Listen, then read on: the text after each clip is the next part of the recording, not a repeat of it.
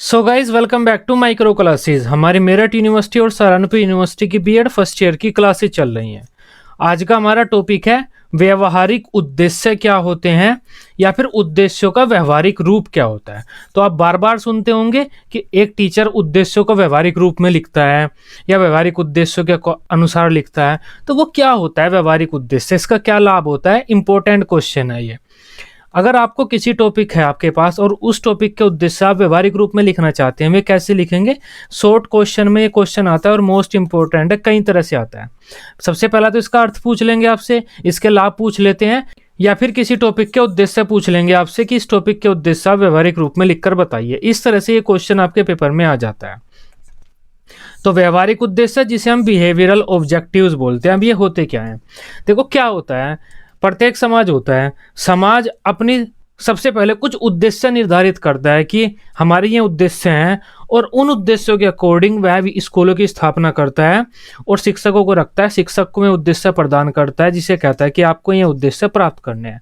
तब समाज सबसे पहले तो अपने अनुसार अपनी शिक्षा के कुछ उद्देश्य निर्धारित करता है, जैसे छात्रों का नैतिक विकास करना है, छात्रों का भाषाई विकास करना है, छात्रों को जानकारी प्रदान करनी है, उनका शारीरिक विकास करना है, मानसिक विकास करना है। तो इस तरह से काफ़ी सारे उद्देश्य एक समाज बनाता है, निर्धारित करता है, और टीचर से कहता है कि आपको ये उद्देश्य प्राप्त करने हैं। इन्हें हम सामान्य उद्देश्य बोलते हैं, उद्देश्यों का सामान्य रूप बोलते हैं, क्योंकि एक सामान्य भाषा में लिखे हुए होते हैं कि हमारे छात्रों का नैतिक विकास हो, सामाजिक विकास हो, धार्मिक विकास हो, चारित्रिक विकास हो, सांस्कृतिक विकास हो, हमारे छात्रों को हिस्ट्री का ज्ञान हो, अपने हमारे छात्रों को संविधान की जानकारी हो, अपने नागरिक गुणों का ज्ञान हो। तो इस तरह के समाज उद्देश्य बनाता है, सामान्य उद्देश्य होते हैं, वे अपने शिक्षक को प्रदान कर देता है। शिक्षक से कहता है कि आपको इन उद्देश्यों को प्राप्त करना है। तब शिक्षक को जो उद्देश्य मिलते हैं वे सामान्य रूप में होते हैं, सामान्य भाषा में लिखे हुए होते हैं, और वे बिखरे हुए होते हैं। ऐसे ही एक समाज ऐसे लिखकर भेज देता है उन्हें कि ये सारे उद्देश्य आपको प्राप्त करने हैं। टीचर के सामने दो समस्याएं आती हैं इन उद्देश्यों के साथ। सबसे पहला तो उद्देश्यों का क्रमबद्ध रूप में न होना, उसे ये नहीं पता होता कि उसे पहला उद्देश्य कौन सा प्राप्त करना है, लास्ट में उसे कौन सा प्राप्त करना है, क्योंकि ये बस सामान्य भाषा में ऐसे ही लिखे होते हैं। क्रमबद्ध रूप में समाज लिखकर नहीं देता एक टीचर को कि आपको पहले ये उद्देश्य प्राप्त करना है, फिर ये। तो एक समस्या टीचर के सामने ही आती है। दूसरी समस्या ये आती है उद्देश्यों का क्रिया रहित होना। टीचर को नहीं पता होता कि कौन सी क्रिया से कौन सा उद्देश्य प्राप्त होगा, या किस क्रिया को करने से कौन सा उद्देश्य प्राप्त हो गया है। जैसे अगर समाज ने लिखकर दे दिया है कि हमारे छात्रों का नैतिक विकास होना है, तब कौन सी क्रिया से वह नैतिक विकास होगा? अगर बच्चे नमस्ते करने लगेंगे तो क्या छात्रों का नैतिक विकास होगा?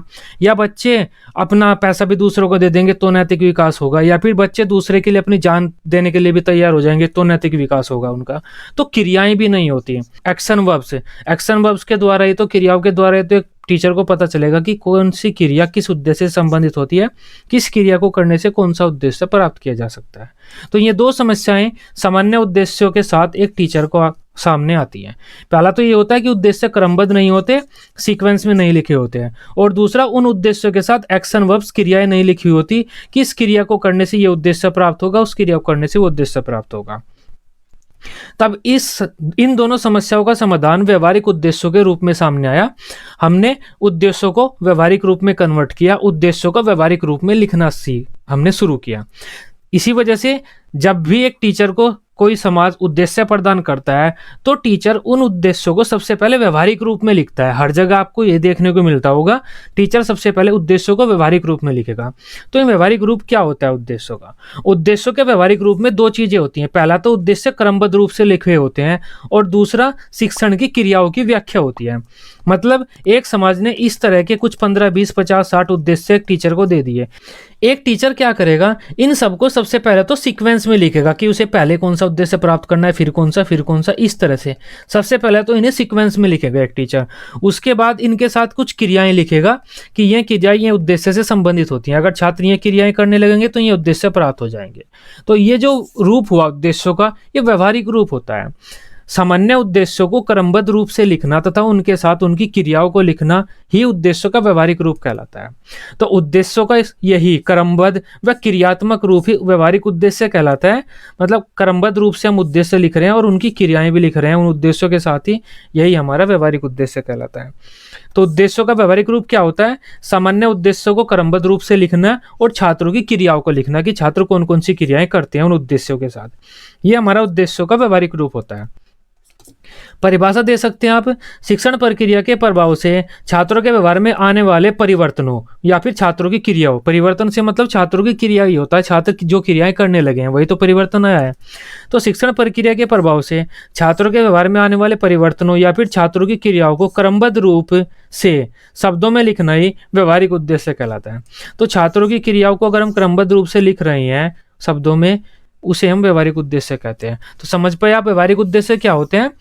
एक समाज ने जो भी उद्देश्य प्रदान किए हैं उन सबको क्रमबद्ध रूप से लिखना और उनके साथ उनकी क्रियाओं को लिखना कि ये क्रियाएं इस उद्देश्य से संबंधित होती हैं। ये जो उद्देश्य बाद में हमें मिलेंगे, इस उद्देश्य को हम व्यवहारिक उद्देश्य कहते हैं। अभी देख लेते हैं व्यवहारिक उद्देश्य और सामान्य उद्देश्य कैसे होते हैं, दिखने में कैसे लगते हैं। अब वे देखो, ये तो उद्देश्यों का सामान्य रूप होता है, ये सामान्य उद्देश्य होते हैं। कोई भी समाज इस तरह से लिखकर उद्देश्य एक टीचर को दे देता है कि छात्रों का नैतिक चारित्रिक विकास करना है, भावनाओं का विकास करना है, नदियों के बारे में जानकारी करानी है छात्रों को, भाषा का ज्ञान कराना है, गणित का ज्ञान कराना है हमें अपने छात्रों को, तभी ये तो सामान्य उद्देश्य होते हैं हमारे। अब व्यवहारिक रूप में अगर एक टीचर को इन्हें लिखना है तो क्या करना पड़ेगा? सबसे पहले तो इन्हें क्रमबद्ध रूप से लिखना पड़ेगा, सीक्वेंस में लगाना पड़ेगा। अब एक टीचर सीक्वेंस में लगा लेता है तो सीक्वेंस में लगाने के बाद इन उद्देश्यों को कैसे लिखता है? वो क्रियात्मक रूप में, क्योंकि क्रियात्मक क्रियाएं भी तो चाहिए इन उद्देश्यों के साथ। अगर सामान्य उद्देश्य ये है बालक का नैतिक व चारित्रिक विकास करना है, ये तो सामान्य उद्देश्य है। व्यवहारिक रूप में से ये लिखा जाएगा बच्चे बड़ों का सम्मान करते हैं। तो यहाँ पर एक क्रिया आई है, एक्शन वर्ब है, सम्मान करना। मतलब अगर बच्चे बड़ों का सम्मान करने लगेंगे उससे बच्चों का नैतिक व चारित्रिक विकास हो जाएगा। तो टीचर को ये पता चल गया। तब व्यवहारिक रूप में लिखने के लिए एक टीचर सबसे पहले तो इन्हें सीक्वेंस में लगाएगा। अब सीक्वेंस में तो अलग बात है, लगा लेंगे। दूसरी बात क्या आती है कि उद्देश्यों के साथ क्रियाएं होनी चाहिए जो ये बताए ये क्रिया इस उद्देश्य से संबंधित होती है। अगर बच्चे ये काम करने लगेंगे तो ये उद्देश्य प्राप्त हो जाएगा। बालक का नैतिक व चारित्रिक विकास करना है, ये तो सामान्य उद्देश्य था। टीचर ने इसे लिखा बच्चे बड़ों का सम्मान करते हैं। मतलब अगर बच्चे बड़ों का सम्मान करने लगेंगे तो हमारा चारित्रिक व नैतिक विकास प्राप्त हो जाएगा। बालक की भावनाओं का विकास करना है, मतलब इमोशनली मजबूत करना है बालक को। तो टीचर इसे व्यवहारिक भाषा में ऐसे लिख सकता है बच्चे कार्य पर दृढ़ रहते हैं। यहाँ पर एक क्रिया आई है दृढ़ रहना, मजबूत रहना। मतलब अगर बच्चे किसी कार्य को करने में असफल हो रहे हैं तो वे रोते नहीं है, उस पर दृढ़ रहते हैं, करते रहते हैं। तो इसका मतलब हुआ बच्चों की भावनाओं का विकास हो गया है। तो वही तो बात है। हम सामान्य उद्देश्य क्या है? हमें अपने बालकों को नदियों की जानकारी करानी है। व्यवहारिक रूप में हम इसे कैसे लिख सकते हैं? बच्चे गंगा नदी व यमुना नदी में अंतर कर सकते हैं। जब बच्चे गंगा नदी व यमुना नदी में अंतर करने लगेंगे तो इसका मतलब उन्हें नदियों की जानकारी हो गई, तभी तो वे अंतर कर पा रहे हैं। ये यमुना नदी की जानकारी है, ये गंगा नदी के बारे में तथ्य है। तो इस तरह से एक टीचर सामान्य उद्देश्यों को व्यवहारिक रूप में लिखता है। व्यवहारिक रूप में लिखने के लिए वह एक तो क्रमबद्ध रूप से लिखता है उन्हें, और उनके साथ कुछ क्रियाओं को रखता है, क्रियाएं, एक्शन वर्ब्स, कि ये क्रियाएं जब बच्चे करने लगेंगे तो वह उद्देश्य प्राप्त हो जाएगा। जैसे बच्चों को भाषा का ज्ञान कराना है, सामान्य उद्देश्य है। टीचर इसे लिख सकता है बच्चे भाषा का विविध रूपों में प्रयोग कर सकते हैं। मतलब बच्चे भाषा का अलग अलग जगह पर अलग अलग रूप में प्रयोग कर सकते हैं। इसका मतलब क्या हुआ? बच्चे भाषा का ज्ञान जानते हैं, बच्चों को भाषा का ज्ञान है जब भाषा का प्रयोग बच्चे कर रहे हैं। बच्चों को गणित का ज्ञान कराना है तो बच्चे दो संख्याओं की गुणा कर सकते हैं, इसका मतलब बच्चों को गणित का ज्ञान है। जब अगर बड़े बच्चे होंगे, ये हमारी सेकंड क्लास या फर्स्ट क्लास का उद्देश्य हो सकता है। अगर 12th क्लास के बच्चे हैं तो वहां पर त्रिकोणमिति वगैरह की जानकारी लिख देंगे कि बच्चों को त्रिकोणमिति, गुणा भाग वगैरह वगैरह की जानकारी है, ये काम कर सकते हैं बच्चे। तो इस तरह से हम व्यवहारिक रूप में लिखते हैं। व्यवहारिक रूप में लिखने के लिए 2 पॉइंट सबसे इंपॉर्टेंट होते हैं। पहला तो आप सीक्वेंस में लिखेंगे उद्देश्यों को क्रमबद्ध रूप में। दूसरा, आप उद्देश्यों के साथ क्रियाएं लिखेंगे, जो क्रियाएं बच्चे करते हैं। अगर आपके पास ये उद्देश्य है कि बच्चों को नदियों के बारे में जानकारी प्रदान करनी है तो आप इस उद्देश्य को व्यवहारिक रूप में कई तरह से लिख सकते हैं कि बच्चे गंगा नदी व यमुना नदी में अंतर कर सकते हैं, या बच्चे गंगा नदी की परिभाषा दे सकते हैं, बच्चे गंगा नदी की विस्तृत व्याख्या कर सकते हैं। तो इस तरह से आपको क्रियाएं लिखनी पड़ेंगी। एक ही उद्देश्य को आप कई तरीके से लिख सकते हैं, लेकिन जैसे भी लिखेंगे आप उसमें कोई ना कोई क्रिया होनी चाहिए जो क्रिया उस उद्देश्य से संबंधित हो। व्यवहारिक उद्देश्य कुछ इस प्रकार के दिखने में लगते हैं और सामान्य उद्देश्य तो इस प्रकार के होते हैं। अब बात करते हैं व्यवहारिक उद्देश्यों के क्या महत्व होते हैं, एक टीचर उद्देश्यों को व्यवहारिक रूप में क्यों लिखता है। यह भी शॉर्ट क्वेश्चन में पूछा जाता है, इंपॉर्टेंट क्वेश्चन है कि व्यवहारिक उद्देश्य के लाभ बता दीजिए, लिखने के क्या लाभ होते हैं। इससे उद्देश्यों को समझना आसान हो जाता है, एक टीचर आसानी से समझ जाता है उसे क्या काम करना है। जैसे अगर एक टीचर के सामने ये उद्देश्य आते हैं तो टीचर को समझ में नहीं आता वो क्या काम कराए, लेकिन इन उद्देश्यों को देखकर एक टीचर समझ जाता है उसे क्या काम कराना है। टीचर को पता है कि बच्चों को सम्मान करना सिखाना है, उन्हें कार्य पर बने रहना सिखाना है, आपको कार्य छोड़कर नहीं जाना है, उन्हें अंतर करना सिखाना है। तो टीचर को पता चलता है कि उसे क्या काम करना है, तो उद्देश्य आसानी से समझ जाता है एक टीचर। इनसे उद्देश्यों की प्राप्ति आसान हो जाती है। इससे व्यवहारिक उद्देश्य शिक्षण विधियों के चयन में सहायक होते हैं। अब टीचर एक शिक्षण विधियों का चयन आसानी से कर सकता है क्योंकि उसे पता है कि कौन सा काम उसे कराना है बच्चों से। व्यवहारिक उद्देश्य शिक्षण सहायक सामग्री के चयन में सहायक होते हैं। व्यवहारिक उद्देश्य मूल्यांकन करने में सहायता प्रदान करते हैं। व्यवहारिक उद्देश्य परीक्षण हेतु प्रश्नों के चयन में सहायता करते हैं, क्योंकि जिस प्रकार की क्रिया उसी प्रकार के एक टीचर प्रश्नों का चयन करेगा। इससे शिक्षण अधिगम प्रक्रिया उद्देश्य केंद्रित हो जाती है। शैक्षिक उद्देश्य की प्राप्ति में सहायक होते हैं ये छात्रों के सर्वांगीण विकास में सहायक होते हैं। व्यवहारिक उद्देश्य के आधार पर शिक्षक छात्रों की क्रियाओं को देखकर यह बता सकता है कि कितने उद्देश्य प्राप्त किए जा चुके हैं। तो ये व्यवहारिक उद्देश्य के लाभ होते हैं। अब व्यवहारिक उद्देश्य लिखने की विधियां। व्यवहारिक उद्देश्य लिखने की कुछ विधियां हैं। कुछ मनोवैज्ञानिकों ने विधियां दी हैं कि आप इन विधियों का प्रयोग करके उद्देश्यों को व्यवहारिक रूप में लिख सकते हैं। देखो, सबसे पहले समाज ने ऐसे ही अपने बिखरे हुए उद्देश्य दिए थे, सामान्य उद्देश्य। तो टीचर्स को समझ में नहीं आ रहा था इनका क्या करें, तब कुछ मनोवैज्ञानिक आए थे जिन्होंने इन उद्देश्यों को व्यवहारिक रूप में लिखने की विधियां बताई थी। अब हम उन विधियों की बात करते हैं। सबसे पहला तो बीएस ब्लूम होता है। बीएस ब्लूम, इसे ब्लूम की टैक्सोनॉमी बोलते हैं। बीएस ब्लूम का काफी इंपॉर्टेंट, ये सबसे ज्यादा इंपॉर्टेंट मेथड है, इसके ऊपर हम नेक्स्ट वीडियो लेकर आएंगे। उसके बाद आरसीएम मेथड होता है, इसके ऊपर भी हम एक वीडियो लेकर आएंगे। उसके बाद रॉबर्ट मेगर और मिलर का मेथड भी होता है। ये दो ज़्यादा इंपॉर्टेंट होते हैं, पहले इन दो को ही आपको पढ़ना है और इनके द्वारा ही हम उद्देश्यों को व्यवहारिक रूप में लिखते हैं। तो ये कुछ विधियां हैं जिनका प्रयोग करके हम अपने उद्देश्यों का व्यवहारिक रूप में लिख सकते हैं। इन विधियों में क्या बताया गया है, इन विधियों में ये बताया गया है कि सबसे पहले आपको कौन से उद्देश्य प्राप्त करने हैं, फिर कौन से, फिर कौन से, फिर कौन से, फिर कौन से, फिर कौन से। तो एक उद्देश्यों का क्रमबद्ध रूप मिल गया और इन्होंने साथ में क्रियाएं भी लिखी हुई है कि इस उद्देश्य को प्राप्त करने के लिए एक छात्र ये क्रियाएं करेगा, ये क्रियाएं करेगा, ये क्रियाएं करेगा। तो ये दोनों चीजें लिखी हुई है, इसे ही हम उद्देश्यों का व्यवहारिक रूप कहते हैं। सबसे पहले ब्लूम का मेथड के बारे में बात करते हैं। ब्लूम की टैक्सोनॉमी, इसने क्या किया है, देखो बीएस ब्लूम ने उद्देश्यों को इस तरह क्रमबद्ध रूप में लिखा। 18 प्रकार के उद्देश्यों को इसने बांट दिया। जो हमारे उद्देश्य हैं उनको 18 प्रकार में बांट दिया बीएस ब्लूम ने क्या कहा, सबसे पहले ज्ञान के उद्देश्य प्राप्त होने हैं। ज्ञान के उद्देश्य मतलब रटने से संबंधित। बोध के उद्देश्य प्राप्त होने हैं। बोध के उद्देश्य मतलब जो भी उद्देश्य समझने से संबंधित है वो उसके बाद हम प्राप्त करेंगे। फिर कार्य करने से संबंधित उद्देश्य उसके बाद प्राप्त करेंगे। फिर विश्लेषण संश्लेषण का, फिर मूल्यांकन करने के उद्देश्य प्राप्त करेंगे। तो इस तरह से बीएस ब्लूम ने क्रमबद्ध रूप दिया कि ऐसा कोई भी उद्देश्य जिसमें बच्चों को कुछ रटना है वो हम सबसे पहले प्राप्त करेंगे। जिस उद्देश्य में बच्चे कुछ समझेंगे उसे उसके बाद प्राप्त करेंगे। जिस उद्देश्य में बच्चे कुछ काम कर रहे हैं उसे हम उसके बाद प्राप्त करेंगे। तो बीएस ब्लूम ने एक क्रमबद्ध रूप दे दिया और हर उद्देश्य के साथ कुछ क्रियाएं दी कि ये क्रिया जब बच्चे करने लगेंगे तो ये उद्देश्य प्राप्त हो जाएगा। जैसे ज्ञान का उद्देश्य है, ज्ञान का उद्देश्य मतलब बच्चों को जानकारी हो, भारत की क्या राजधानी है, हमारा संविधान कब पारित हुआ था। तो ये चीजें ज्ञान में आती हैं जिसमें बच्चे अपने दिमाग में कुछ ज्ञान रखते हैं।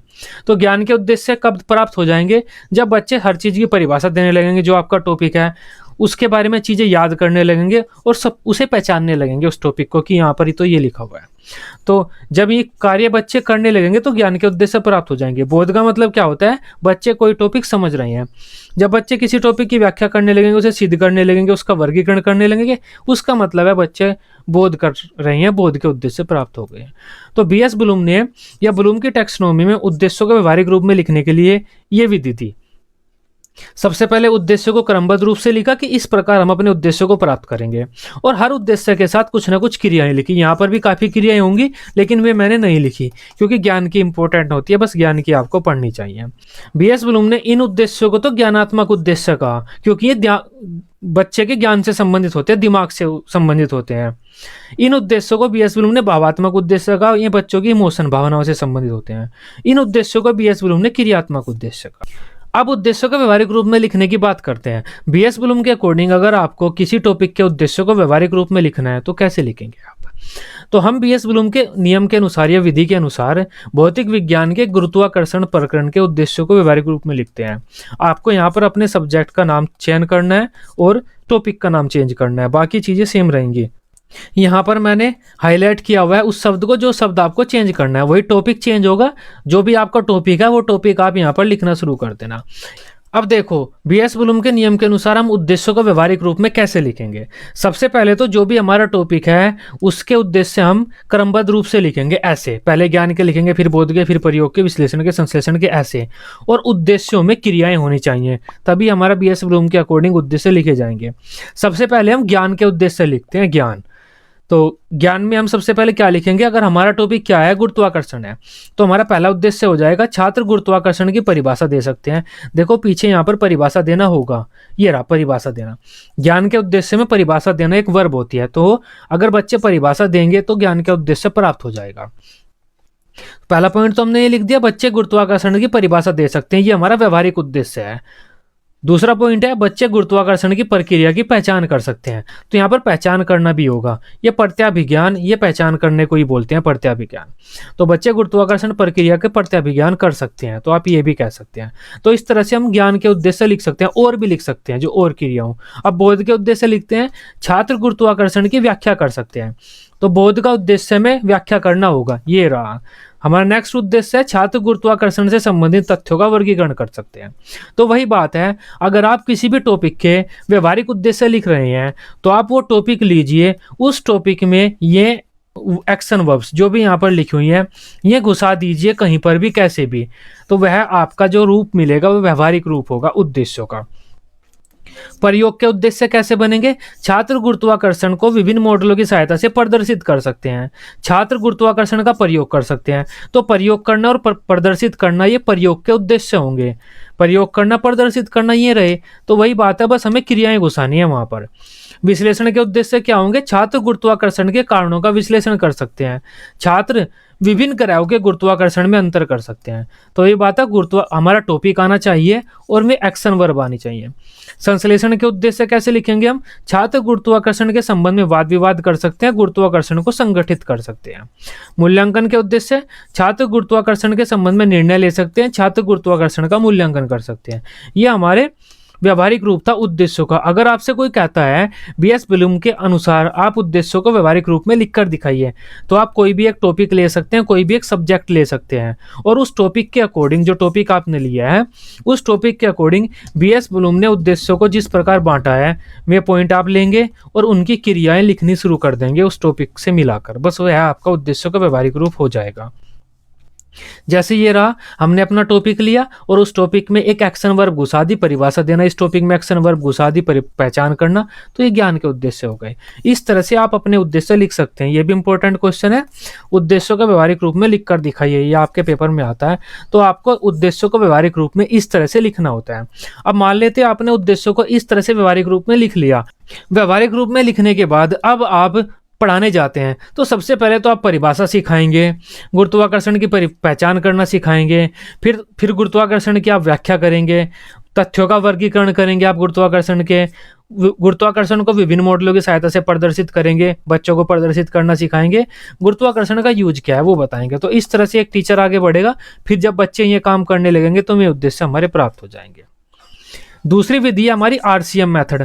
आरसीएम मेथड ने क्या किया, सिर्फ 4 भागों में बांटा अपने उद्देश्यों को, ज्ञान, बोध, प्रयोग व सृजनात्मकता, सिर्फ 4 में बांटा और सबके साथ कुछ क्रियाएं दी। जिस तरह से हमारा बीएस ब्लूम था, बीएस ब्लूम ने हमारे उद्देश्यों को लगभग 18, बीएस ब्लूम की टैक्सोनॉमी में 18 भागों में बांटा हुआ है हमारे उद्देश्यों को, कि पहले ये उद्देश्य प्राप्त करने, फिर ये, और उसके साथ एक्शन वर्ब दी हुई हैं। लेकिन हमारा आरसीएम ने क्या किया है, सिर्फ 4 भागों में बांटा है हमारे उद्देश्यों को, और उन चारों के साथ एक्शन वर्ब दी हुई है। तो ये आरसीएम इंडिया का है और बीएस ब्लूम जो मेथड है वो अमेरिका का है।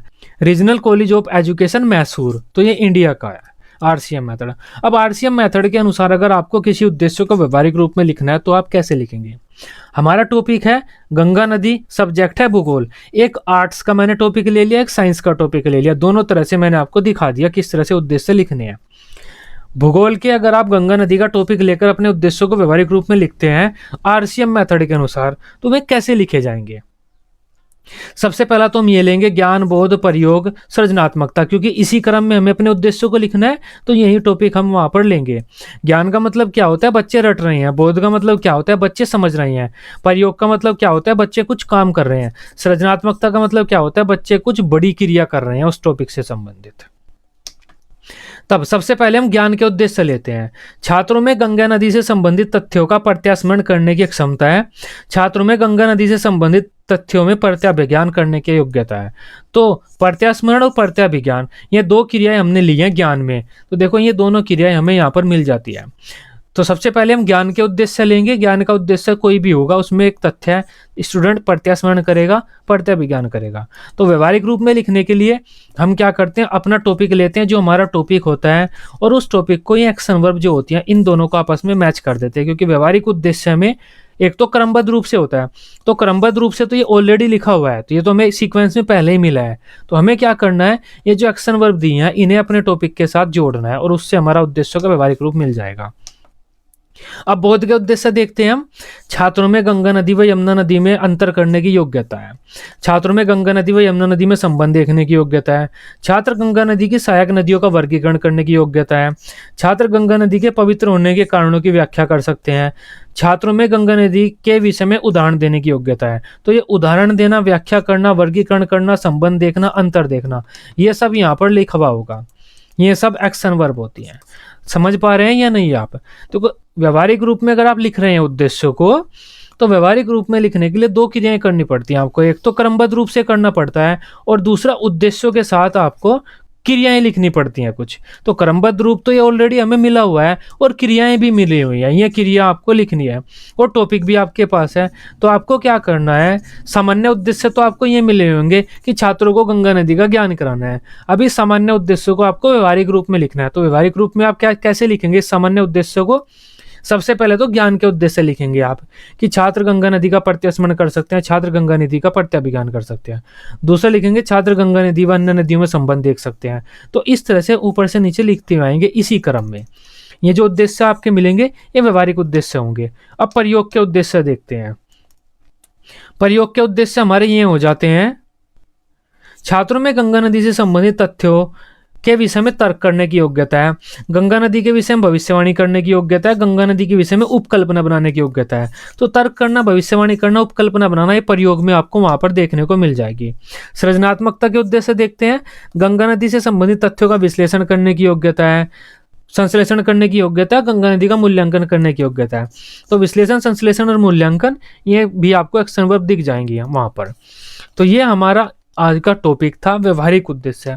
अब व्यवहारिक उद्देश्य कैसे होते हैं, दिखने में कैसे लगते हैं, लिखते आप कैसे हैं, कि विधि किसी एक मेथड का प्रयोग करके आप व्यवहारिक उद्देश्य कैसे लिखते हैं, तो वो हमारा होता है व्यवहारिक उद्देश्य का रूप, व्यवहारिक उद्देश्य लिखना। वह सब मैं आपको बता चुका हूँ।